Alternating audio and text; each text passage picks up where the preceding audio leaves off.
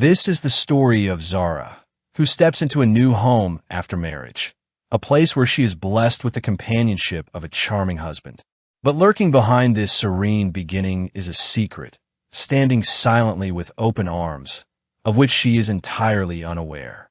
On the surface, everything seems peaceful, content, and almost enchanting, yet her heart begins to sink with a strange unease on the very first day.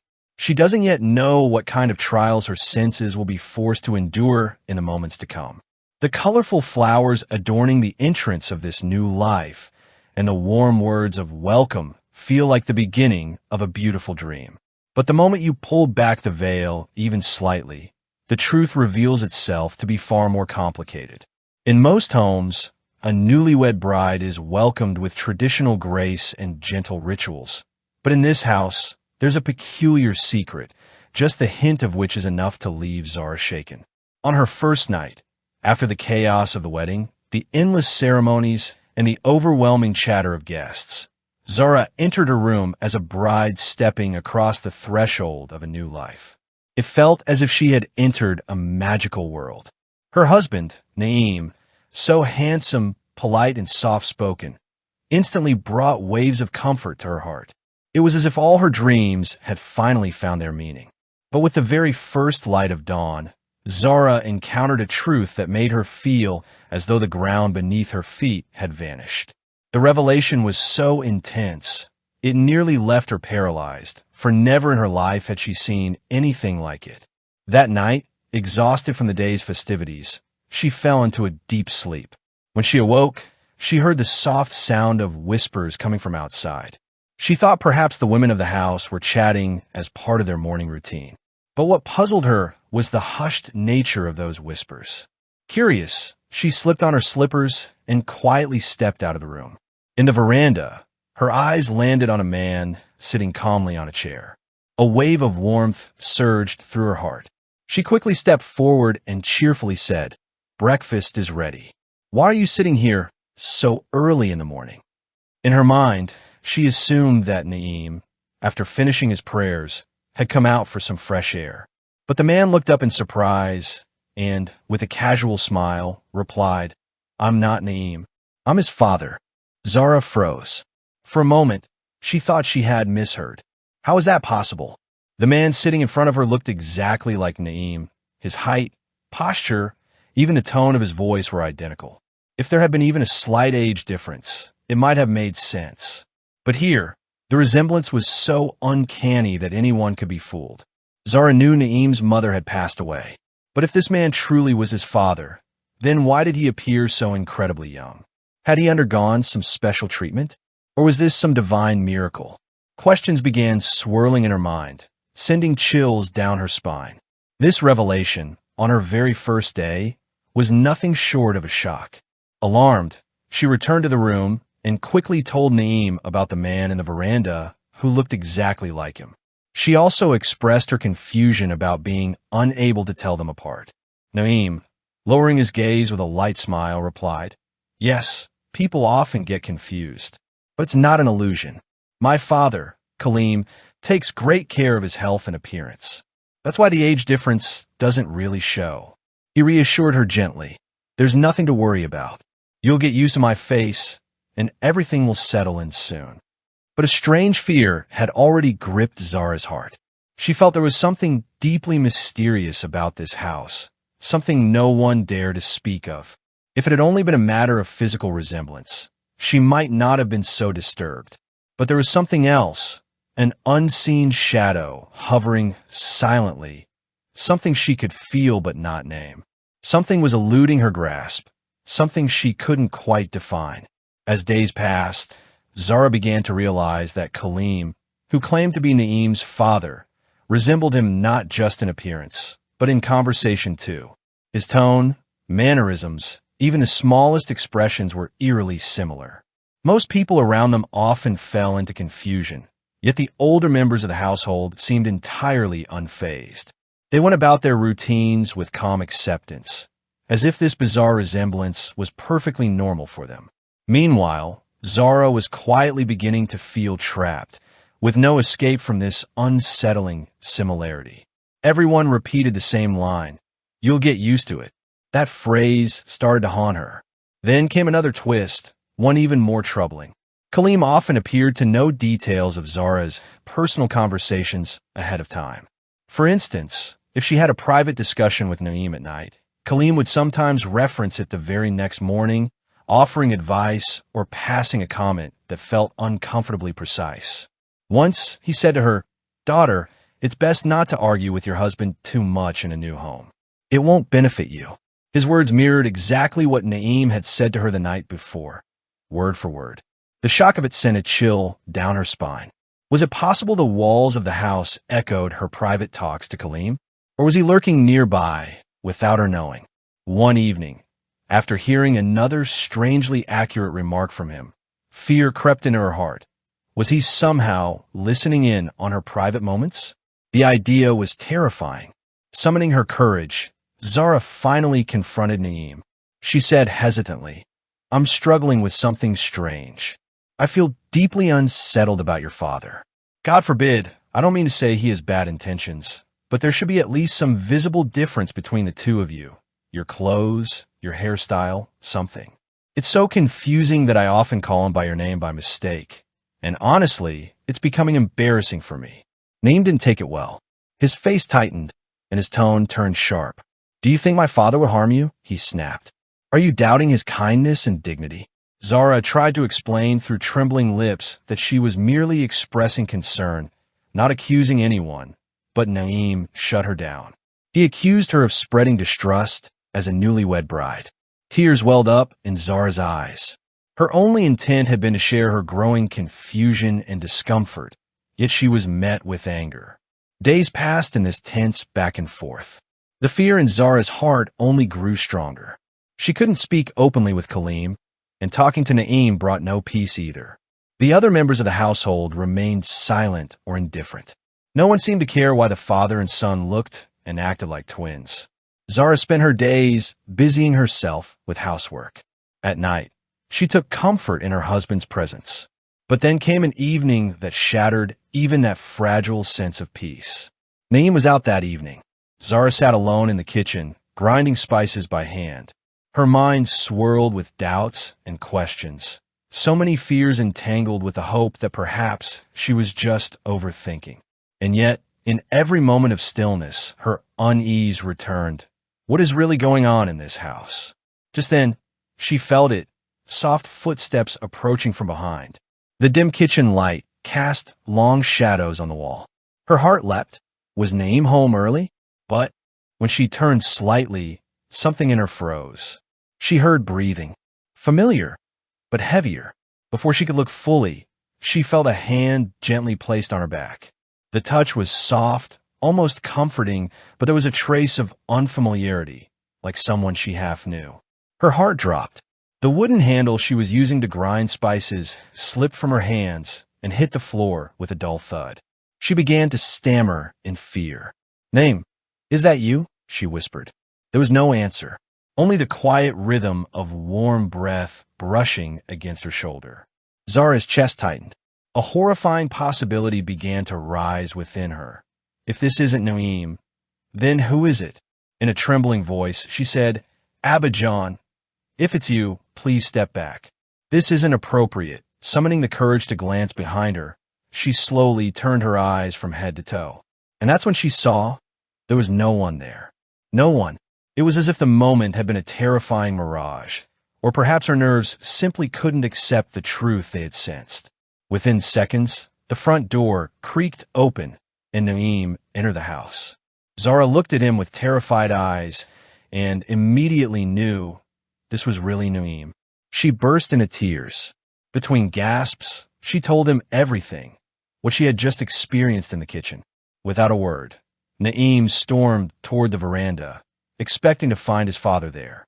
A man was sitting, his head bowed.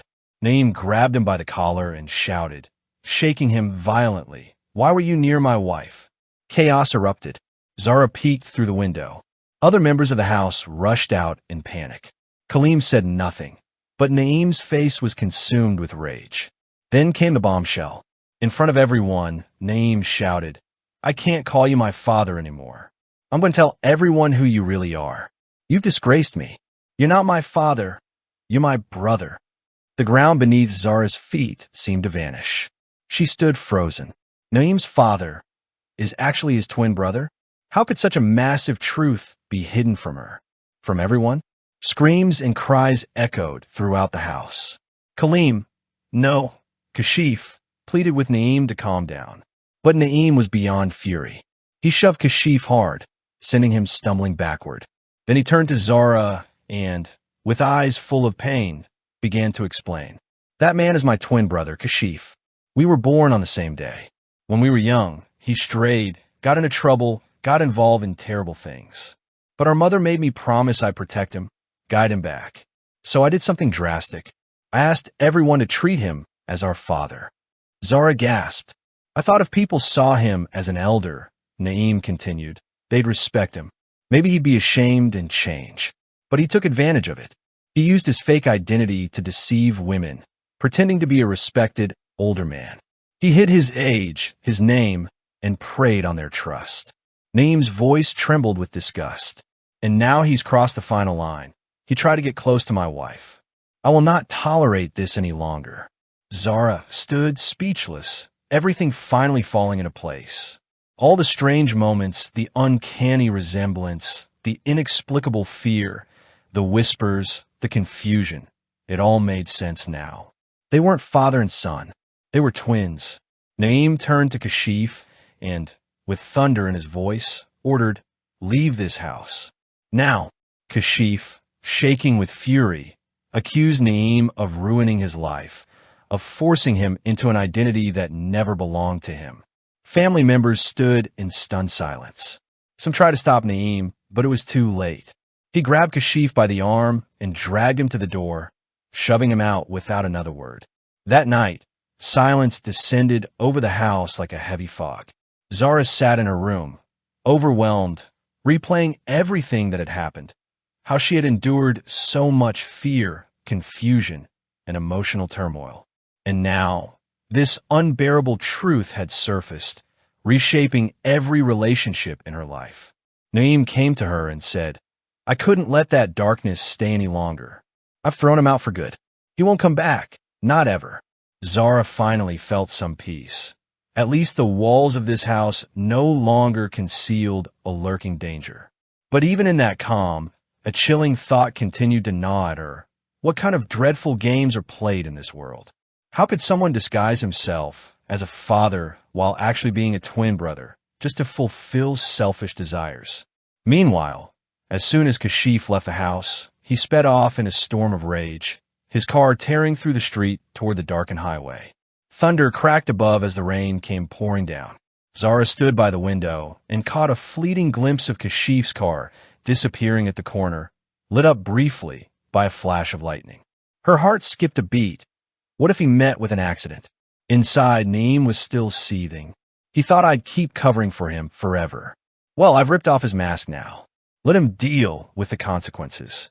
The entire house sank into silence. In the distance, the sound of rain hitting the rooftops echoed like a dirge. The night passed, but no one could have predicted what the next sunrise would bring. The next morning, a familiar voice called Naeem with grim news.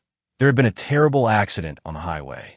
A car had flipped multiple times and crashed into a tree. The driver was pulled out alive, but he was critically injured. Naeem's heart skipped. A part of him wanted to ignore it, to let silence speak. But his conscience whispered otherwise. He's still my brother, he thought. No matter how awful he's been, he shares my blood. At the hospital, Naeem learned that Kashif had suffered severe trauma. His spine was fractured. Doctors feared he might never walk again. Naeem was torn. This same man had manipulated him, deceived others, brought shame into their lives. And yet, he was still his brother. As Naeem reached Kashif's hospital bed, an elderly woman stood nearby and introduced herself as Kashif's aunt.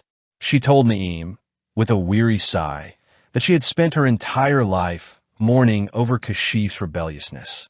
And now, as he lay semi-conscious, there was no one left to care for him. Naeem bowed his head, a storm brewing inside him. Would he have to carry the burden of his brother's downfall forever? No one knew which test God had placed upon Naeem's shoulders, but in that moment of hesitation, he made a quiet decision. He would help pay for Kashif's treatment, but he would not bring him back into their home. Later, he told Zara briefly what had happened. That Kashif had been in a terrible accident. That perhaps, in some divine justice, he had begun to face the consequences of his deeds. Zara's heart grew heavy. A new kind of fear stirred within her. She remembered she was going to be a mother soon. In her condition, witnessing so much chaos and trauma had begun to wear on her soul. On one side was Kashif's recklessness. On the other, Naeem's rage. Then the cold indifference of the rest of the family. All of it weighed down on her mind like a mountain. And yet, one thing brought her relief. There were no more threats in the house. No shadows lurking in silence. No silent eyes watching her. She could finally breathe at night. And still, somewhere in her heart, a thread of compassion pulled. The same man who once terrified her, who made her feel unsafe in her own home, was now trapped in a wheelchair, helpless and broken. In the months that followed, Kashif's condition worsened. His disability was confirmed to be permanent. The many friends who once laughed with him vanished as though they'd never existed. Not a single one came to check on him. He remained at his aunt's house, slowly fading. His body continued to decay. Some days, pus oozed from his wounds. On others, his bones ached so violently he would moan in pain all night long. Only his aunt remained by his side, offering what little comfort she could.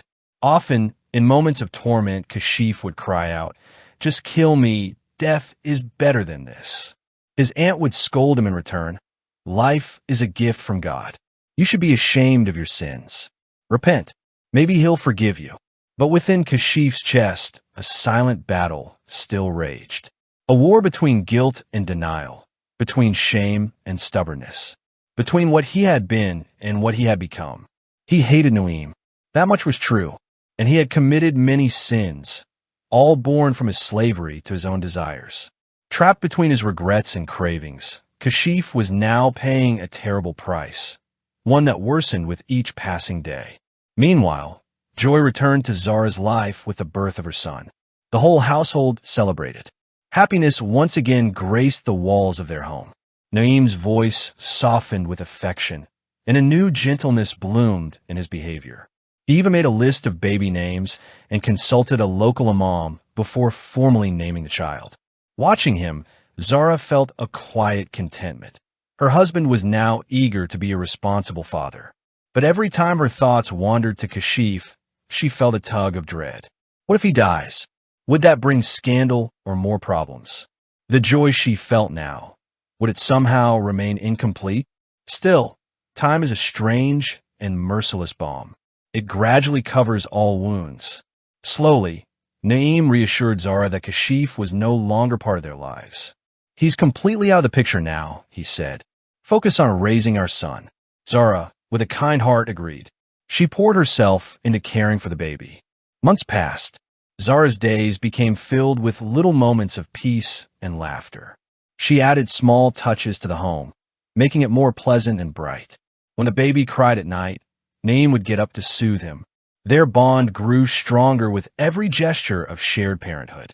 One day, Naeem returned home quietly and told her, "Kashif's condition is worsening. The doctors say he doesn't have much time left." A dull ache rose in Zara's chest. She thought back to how this same man had once brought so much fear into her life.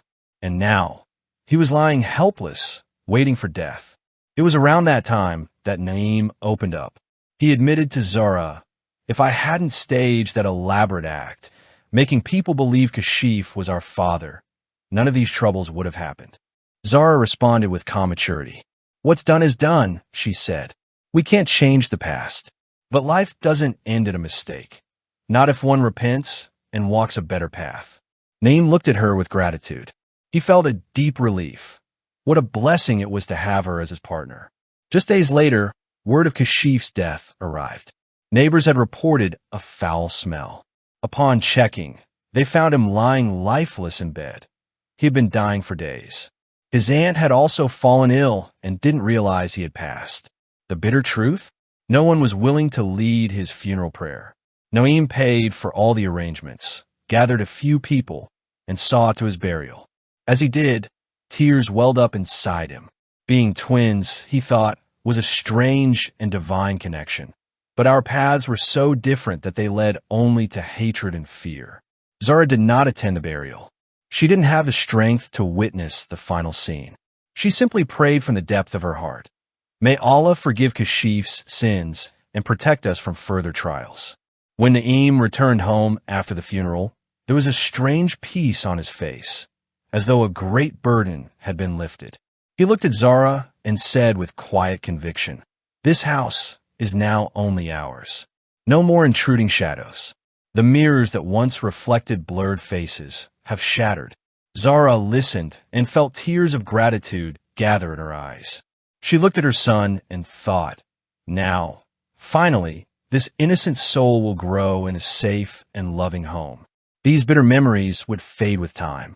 Over the next few months, more changes took place. Naim began renovating the interior of the house. He had the old, peeling paint stripped from the walls and replaced with fresh, bright colors. Every brushstroke was like sealing the past and opening a new chapter. The furniture had been replaced. Even the full-length mirror, once a source of paranoia for Zara, who constantly wondered why father and son looked identical, had been taken away. Now, when Zara stood at the window early in the morning with her baby in her arms, she no longer saw the shadows of the past. She saw hope, pure and bright, for the future. Naim, too, had changed. Where once he would get irritated at the slightest worry, he now spoke with calm wisdom. "Pain has made us stronger," he would say. "There's no need to be afraid anymore." And each time, those words sent a wave of peace through Zara's heart. She remembered that first day, how she had been shaken to her core by the strange resemblance between Naim and Kaleem. Now, there was no doubt, no confusion. Everything had become clear. She thanked God for allowing her to survive such a harrowing journey with her sanity and soul intact. Life, of course, always dances between joy and sorrow. Nearly a year passed, and Zara learned that she was pregnant again. The news spread joy throughout the home. Naim's face lit up with happiness. He became even more attentive, caring for her every need. Unlike her first pregnancy, filled with tension and fear, this time, the air was calm, supportive. The entire household stepped in to help. Her mother-in-law offered words of strength. Her sisters-in-law celebrated the news. Zara prayed quietly that all would go well this time. The presence of her little son gave her strength like never before. During this time, Naim began restructuring relationships within the extended family. He reached out to relatives, worked to resolve old misunderstandings, and told them simply that his father had passed away. Now, he would say gently, "It's just me and my wife." If anyone asked for more details, he'd say, "It's a very old story, and it's over now." This approach slowly silenced the gossip and rumors that had long hovered over them. Zara breathed easier. No more uncomfortable questions at family gatherings. No more anxious glances. She spent more time at home, experimenting with new dishes, focusing on her son's early education, and finding peace in everyday routines. There were no more lurking shadows. No hidden truths waiting to pounce. Finally, the day arrived, and Zara gave birth to a beautiful daughter. The moment became a symbol of rebirth, of healing. Messages of congratulations poured in. Sweets were distributed in the home. Naim sat by Zara's side and whispered, "This is the door to our second life. We've left the pain of our past far behind." In their daughter's innocent eyes, he saw the treasure of their future. Tears rolled down Zara's cheeks, but this time they were tears of joy and serenity. She felt as if she had completed an incredible journey, one filled with terror, doubt, and dark corners, but now it had led her to a glowing destination, where love awaited her like a warm lantern in the night. Inay thanked Naim for never abandoning her in the darkest hours, for revealing the truth about his brother, and for giving her the protection she had yearned for. Naim responded with a quiet sorrow. I regret not believing you in the beginning, he said. I was wrong to silence your fears. If the truth hadn't come out in time, who knows what would have become of our home? With the arrival of their daughter, the house bloomed with new happiness. The baby's coos and giggles, her tiny clothes and pink blankets, brought a gentle charm into every corner. While nursing her daughter, Zara would often reflect, "How much I've changed." Once, her heart was clouded with nothing but uncertainty. Now, she was a mother, anchored by faith, armed with the strength of belief. Naeem played with their son, kissed their daughter's cheeks, and talked excitedly about their children's futures. All of it pointed to one truth. The ghosts of the past had finally vanished. Only love remained. The tea times, Zara still found herself remembering that fateful morning. How she had mistakenly taken Kaleem for Naeem. One simple confusion that unraveled an entire web of secrets. Those memories often came rushing back without warning, like a flood. She would recall the chilling moment in the kitchen when she had felt someone touch her back. Even now, she couldn't say for sure whether that moment had been real or just a hallucination. But what she did know, what had always been certain, was that the fear pulsing through her heart back then had been absolutely real. Years passed. Her daughter and son both began to grow. The house grew more vibrant with each passing day. Naeem became more committed to his work, and blessings began to pour into their lives. He started expanding his small business, and Zara too contributed by stitching clothes and offering small services from home. Financial comfort slowly found its way to them. If problems arose now, they faced them together, sitting down to talk, not argue. The old temper in Naeem's nature had softened. He often told her, "I've learned one of life's most important lessons. Lies are built on fragile foundations. They always collapse, and when they do, they destroy everything in their path. It's better to hold on to the truth, even if it brings loss in the short term." Those words soothed Zara's soul. After all, she herself taught her children verses from the Quran and encouraged them to always speak the truth. The beauty of such honest transformations was that, little by little, every shadow of negativity seemed to vanish from their home. During this time, once or twice, someone from outside the family would innocently ask, "Wasn't your father-in-law unusually young? Where is he now?" Zara and Naeem would simply smile and reply, "He passed away some time ago." If the questioner looked surprised and tried to dig further, Naeem would gently steer the conversation in a different direction. There was no point in explaining, "He wasn't our father, he was my twin brother." Retelling the entire story felt unnecessary and painful, so they chose silence. Gradually, even the world forgot. No one imagined that this family had once been caught in the center of an unbelievable drama, a brother pretending to be a father, masquerading behind his twin's face. Perhaps such things only happen in movies, but sometimes even reality delivers the most implausible stories. Life continued to move forward, following its own rhythm. Zara raised both children with strength and guidance. She always encouraged them to speak the truth in difficult moments, to never choose the wrong path no matter how tempting the outcome. She once thought about using Kashif's story as a warning, but then decided against it, for the children were still young, and such a truth could harm their innocent minds. Still, in subtle ways, she planted the deeper lesson in their hearts. Pursuing small gains through deception often leads to massive disgrace.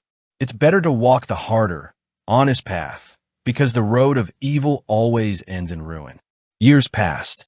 Her son became a young man. Alongside his education, the time came for him to marry. Zara's heart filled with joy. Her son was ready to begin his own life. A proposal was arranged. The house was abuzz with preparations for the arrival of a new bride. And then, suddenly, Zara's mind wandered backward in time. She remembered her own first day in this house, the morning when she called out to Kaleem, thinking he was Naeem. How she had smiled, offered him breakfast, believing she was speaking to her new husband. Can a mind ever forget that first moment of deception? She wondered. It wasn't so long ago, and yet it felt like centuries had passed. Now, a few silver strands glimmered through her hair. Her husband's mustache, too, had begun to catch a trace of gray. But she knew this wasn't just the passage of time. It was the accumulation of experience. It was the wisdom born from fire. It was life quietly reshaping them from within. Zara offered many silent prayers for her son's new life. When the newlywed bride entered their home, the air was filled with the excitement of tradition and rituals. This time, Zara welcomed her with such warmth and affection that everyone in the family felt as if their home stood proudly atop a pyramid of happiness. No doubts, no hidden secrets. The daughter-in-law, too, became a cheerful part of this atmosphere. One evening, while sipping tea, she casually asked, "Amy, I don't see any photos of your father-in-law. Did he pass away early?" Zara's hand trembled ever so slightly, but she responded calmly, "Yes, it was a long time ago. He didn't live very long." The question ended there. The reply was short, but in that fleeting moment, Zara felt a deep sense of peace. It was as if nothing was left unresolved. She had stepped into a new era, one where her inner strength now knew how to gracefully handle even the most delicate questions. Time, as always, continued to move forward. One day, Naeem told Zara he was going to recite Fatiha at his mother's grave and invited her to join. She draped her shawl and went with him. When they arrived at the cemetery, they saw many old, unmarked graves. Naeem placed his hand gently on his mother's resting place and recited prayers. Curiously, Zara asked, "Is Kashif buried here too?" Naeem nodded and pointed toward an overgrown corner. That grave, once marked, had long since lost any sign of identity. Perhaps the grass had covered it, or time had simply erased it. In a quiet, subdued voice, Naeem said, "Only a few people came to his funeral. I arranged the burial in haste. Now, there's nothing left to mark it." A wave of sorrow passed through Zara's heart. A man who once stirred such chaos in their lives now lay forgotten in an unmarked grave. No one remembered his story, and he had done nothing worth being remembered for. The thought sent a chill down her spine. She closed her eyes and begged God for forgiveness, for any harsh words she might have ever uttered about anyone. And then, the two quietly returned home, years strung together like beads on a thread. Their daughter, too, grew up. Her wedding day arrived. Zara's eyes welled with tears as she watched her leave. So this is what it feels like to let a daughter go from her childhood home. She remembered her own wedding day, how innocent she had been when she entered this house, the dreams in her eyes, the fears in her heart, and now her own daughter was leaving to begin a new chapter. As a mother, her heart ached with emotions only.